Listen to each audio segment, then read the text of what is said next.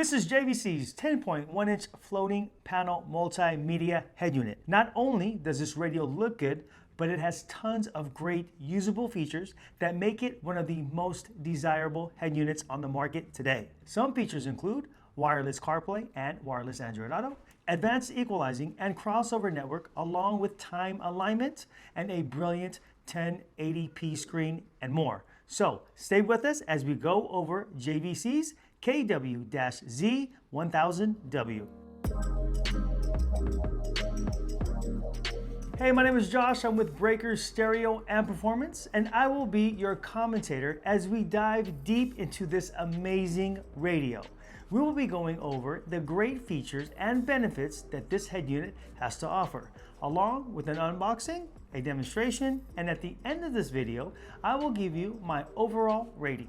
Now, floating panel receivers are head units that fit into a single or a double-din opening, and the display attaches to the front of the radio, allowing for a much bigger screen. Traditional double-din radios will max out to about 7 inches because of their physical limitations. But with the floating screen design, that limitation is not there. So manufacturers are pushing the boundaries on the size of these screens. Now, this type of radio was first introduced a couple years ago by Alpine with their ILX F309, which is a 9-inch screen. And then Sony, Pioneer, and Kenwood all released floating panel head units of their own. Now make note, JVC Kenwood is one corporation, but they put out head units with either the JVC or the Kenwood logo. The overall quality of these products are equal because they are developed and manufactured by the same company. But some of the features are different depending on which brand is on the box. In this case, this particular JVC and the Kenwood DMX 1037S are very similar, but there are a few features that are different, and we'll go through these as we progress through this video. If this is your first time on our channel, we want to welcome you and hope you find this content useful. Also, consider joining our tribe of auto enthusiasts by subscribing to our channel, where we cover all the best in car audio, suspension, and performance upgrades. So as far as features are concerned, on this radio, it is a 10.1-inch high-definition LCD touch panel 1280 by 720, wired and wireless Apple CarPlay and Android Auto, 3 sets of 5-volt preouts. Note, the Kenwood 1037 is only a 4-volt preout, a 13-band equalizer, time alignment, selectable front, rear, and sub crossovers, also Wi-Fi certified wireless mirroring for Android, iDataLink Maestro capable, Bluetooth for music playback and phone calls with the external Bluetooth mic, audio and video playback through the USB, dual zone audio controls, Sirius XM capable with the SXV 300 needed, 4 camera inputs, and here are 2 features not a lot of people know about. And these 2 features are not available on the 1037S.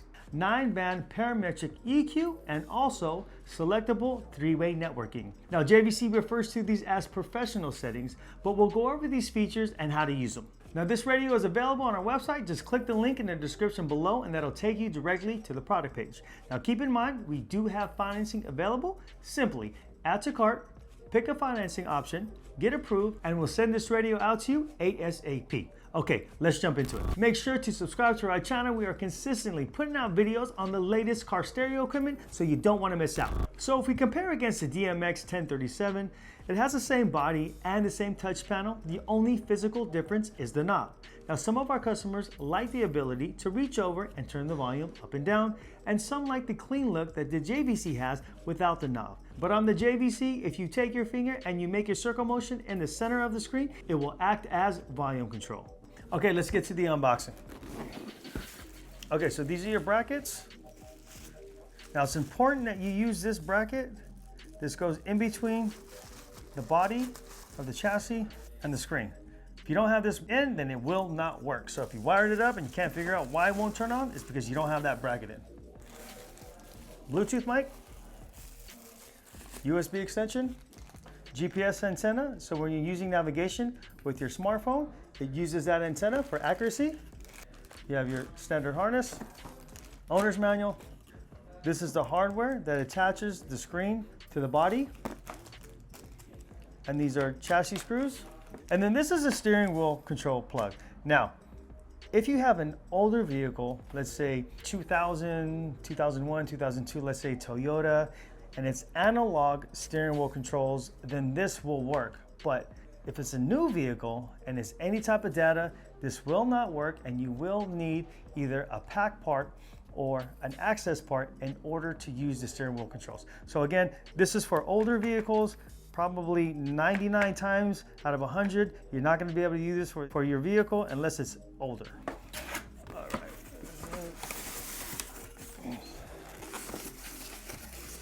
All right, so this is your screen, a big, beautiful 10.1-inch screen. Okay, so here's a feature that both the Kenwood and the JVC has that's definitely worth mentioning, is it has the optical bonding on the display. And the benefit for this is if it's in the sun and it's in direct sunlight, it'll actually give it a lower reflection so that you're able to see the nice bright colors that this display has to offer. And here's your body. What you do is take your screen, gets mounted like this. You got a couple of screws that you insert, and then again the panel goes over the top. All right, so here are the dimensions on the screen. So you're looking at about 10.3 across, and on the height you're looking at about 7.1. So there is a depth adjustment here. So you loosen a couple of screws and this will actually move out 0.8125 according to their website. And then also there is the ability to have tilt. And on here, you can adjust the angle from either -10, okay, or you can go +45. So it depends on where it's at in the dash. You can adjust that accordingly.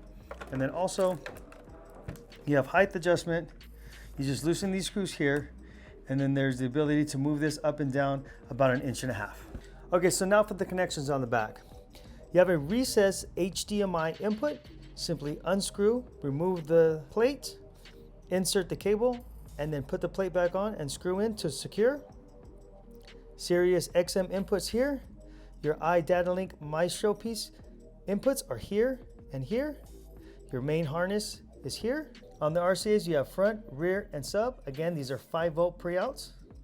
You have an AV input, HDMI on the pigtail. AM, FM antenna input. And here you have your videos. You have the video in and the video output. On the top, we have our camera inputs. You have the front view camera, you have the rear camera, and then you have the third view camera. Now, if you want to use the fourth camera input, you're going to use the video in, and then you're going to assign that, but we'll show you how to do that here in a minute. And then you have the GPS input antenna. Again, that's for when you're using navigation through your smartphone.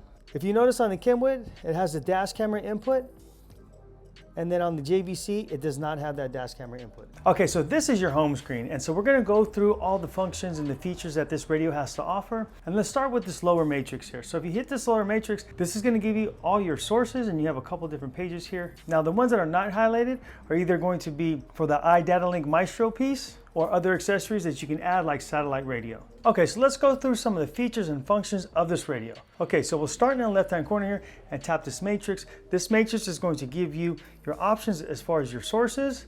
And then also if you scroll, these are your options for your iDataLink Maestro. Next, we have phone. So from here, this is using my data from my iPhone. As you can see, I have my favorites, my recents, my contacts here. And then I can either type in the phone number, or I can ask Siri to make a call by simply tapping this and then telling it what to do. Next, if you have your Android Auto plugged in, this would be highlighted. Since I have my iPhone already hooked up, we'll go through Apple CarPlay. Tap here, this is gonna give me my icons. So I have all my music apps, and then also navigation apps like Waze, Google Maps, and then your standard Apple Maps. For music, I'm able to go here, playlist, artists, top picks, browse, and even the radio. And then my library. Other music apps will work like Amazon Music, iHeartRadio, and Spotify.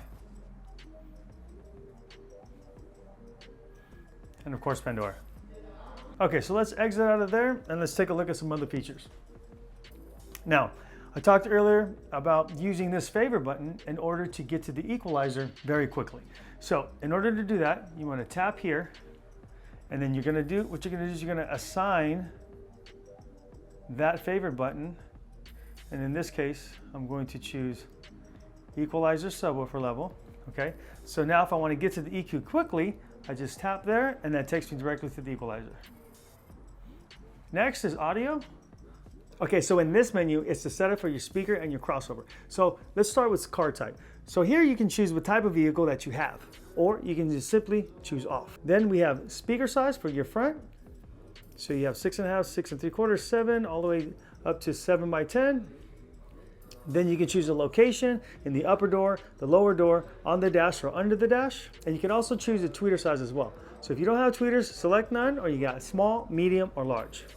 Then on this page, you can also select the crossovers. So it defaults at through, but we can select 30 Hertz, 40, 50, 60, up to 250 Hertz. So let's say we select 80, and then we could choose our slope as well, between 6 dB per octave, 12 dB per octave, 18 dB per octave, or 24 dB per octave. And then here we can also select gain. So we can go negative dB on the front speakers, and then also negative dB on the tweeter. And then you could also do that with the rear, so same adjustments. And then on the subwoofer, you can choose the speaker size for your sub, either 6.5 through 15 inch, and then also the frequency as low as 30 Hertz and as high as 250. And then your crossover slopes are the same, 6, 12, 18, and 24. Next, equalizer. So on this radio, it has both a graphic EQ and a parametric EQ, and I'll show you how the parametric EQ works. We talked about that earlier, so let's just jump right into that really quick so I can show you exactly how that particular feature works. Okay, so what you're gonna do is you're gonna go into sound effects, and then you're gonna turn on the parametric EQ. Now it's gonna ask if you want to switch it over, yes. And then from here, you're gonna have to go to setup in order to get to it. So now we have a parametric EQ. Here it's 9 bands, and on this EQ, we're able to select which frequency we want to boost. So in this case, we're going point number 1, and our frequency that's selected is 156 Hertz. Now I can move this over. Okay, so now it's at 44 Hertz, 55 Hertz, back to 44. So let's say I wanted to select 44, and then I can choose the gain. So that's up and down. And then in order for me to select number 2, I do have to hit the button here that highlights number 2. It's not like the graphic EQ where you can just touch it and move it. So select it here, point number 2, and then you can move this up, and then side to side will give you your frequency. Okay? Now you have 9 common parametric EQ points. You also have 2 parametric points for just the front, 2 for the rear, and then 1 specifically for the subwoofer. So let's say, for instance, I wanted to boost 44 Hertz, right? So there's my selection, and then I can gain boost here. Now I can either select the type of filter. So a high pass, a high shelving filter, a peak filter, a low shelf filter, or a low pass filter, okay? So for this example, I'm just gonna use the peaking, and then I will adjust here. So that kind of explains the parametric equalizer. It does take some work in order to get this thing tuned nicely and correctly. It does take a good understanding as to how this works as far as the Hertz are concerned and what the Q does and things of that nature. But it is in here, so you can get in there and really fine tune this thing if you have the time and the know-how in order to do it. Okay, so let's go back. And I'm just gonna go ahead and select that off. And then I'm gonna go back to the EQ. This gives us our standard graphic equalizer, okay? And so here, very easy, you have preset frequencies. So here you got 16K, you can boost that, 62.5 Hertz, or you can simply just run your finger across it if you like, or just grab a frequency and move it up and down. And then you also have some presets here for different types of music, or if you want to set your own presets, there are 4 presets here. And in order to save these, you just simply hit memory. And in this case, we use user 1. Okay, so that's it on the equalizer. Also, you do have a subwoofer level control here. So you can go up and down.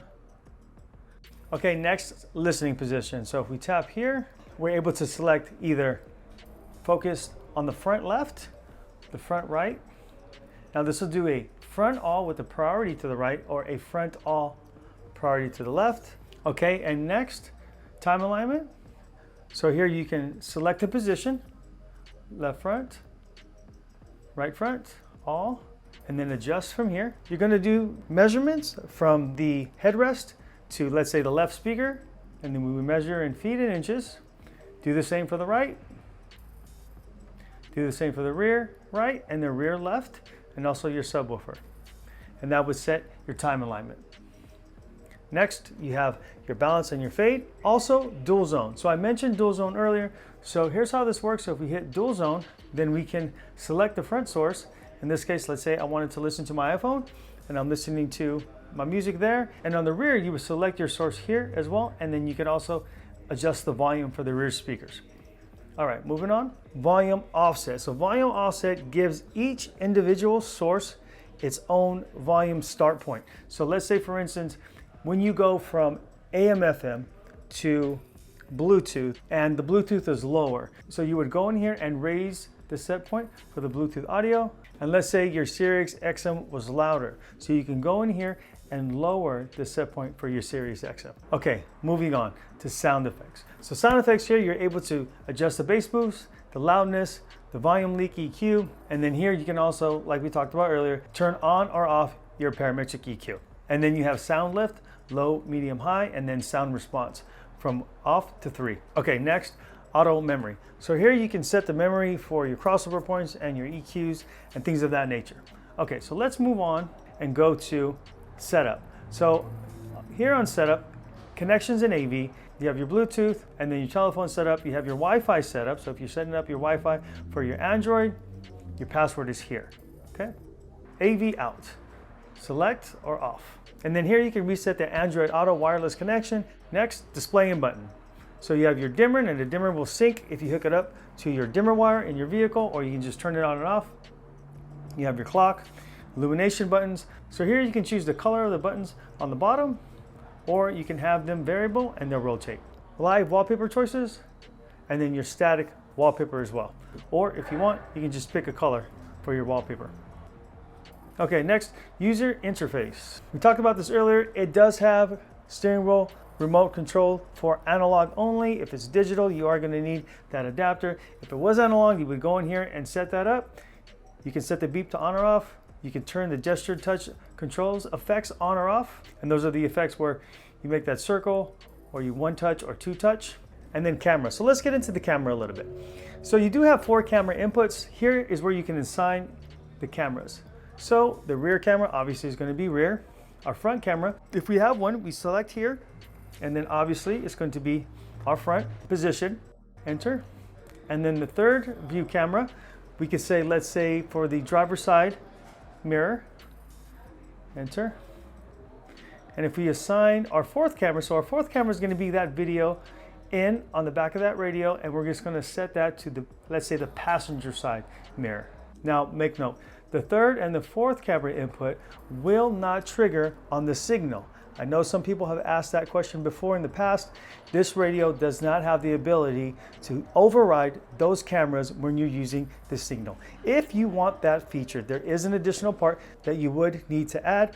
Also, I believe the Maestro RR2 piece will allow you to do it as well. Okay, so let's talk about this really cool feature that this radio has. So as you can see, like most radios that have camera inputs, there is a rear camera interruption, standard. But this radio has a front camera interruption. So for instance, let's say you're parallel parking, you put it in reverse, the rear camera comes on. You put it back in drive to go forward, the front camera will actually interrupt and come on, and then you have a selection. You can do either 10 seconds, 15 seconds, or 20 seconds. Now, why is that important?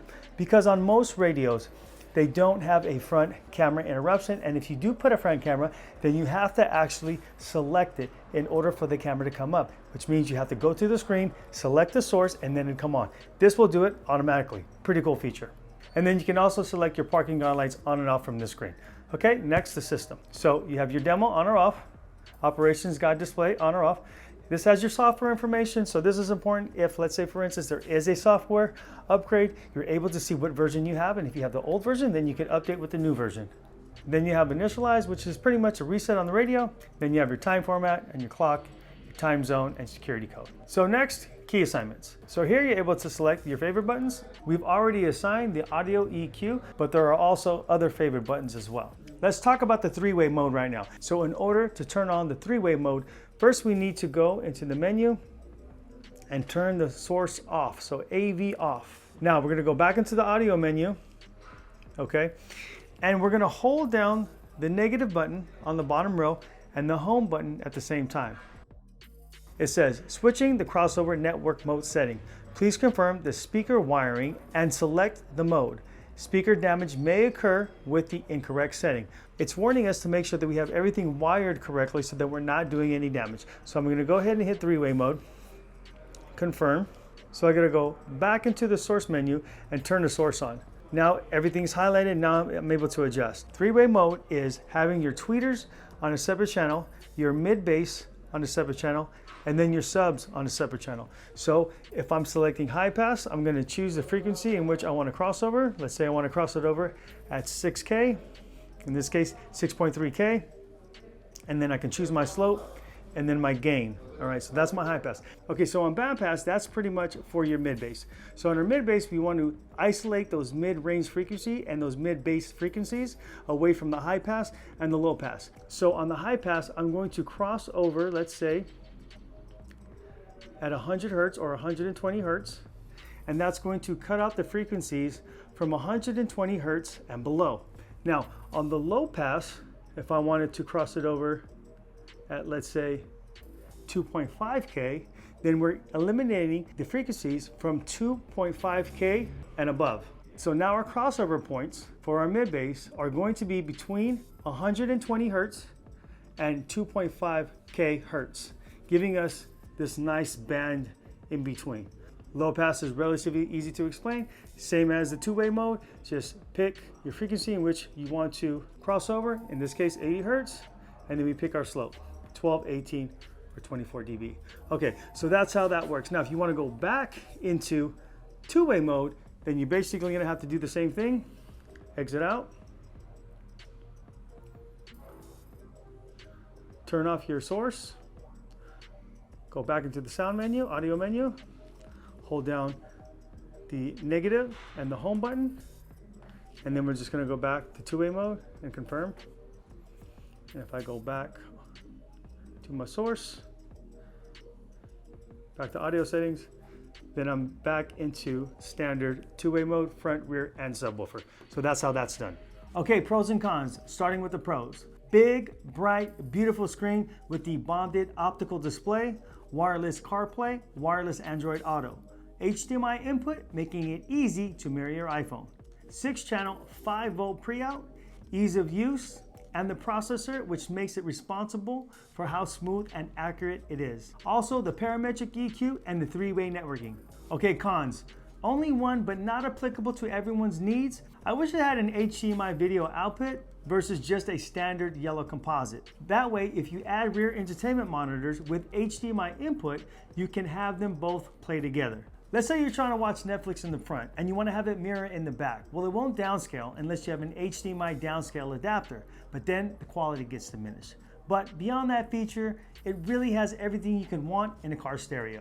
This radio is absolutely outstanding. It looks great, it sounds great, and has all the right features. I'm going to give this a 5-star rating. Every customer that we have sold this to has been thrilled with this radio, and rightfully so. If you found this video useful or helpful in any way, make sure to like and subscribe. Again, my name is Josh. I'm from Breakers Stereo and Performance, and we will see you next time.